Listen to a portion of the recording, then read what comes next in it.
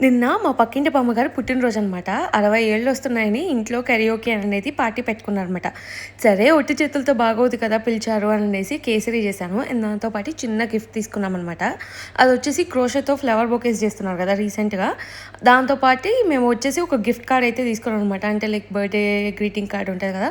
అది తీసుకొని మేమైతే వెళ్ళిపోయాము. 7:00 ఇన్వైట్ చేసింది. మేము వెళ్ళేటప్పటికి 7:30 అట్లాగయింది. సో, వాళ్ళ సిస్టర్స్, వాళ్ళ బ్రదర్ ఇన్ లాస్ వాళ్ళందరిని ఓన్లీ ఫ్యామిలీస్ అయితే ఇన్వైట్ చేసిందనమాట. సరే అని చెప్పి మేము కూడా వెళ్ళాము. సో, బామ్మగారు ఎలా ఎంజాయ్ చేసిందో మీరే చూసేసేయండి.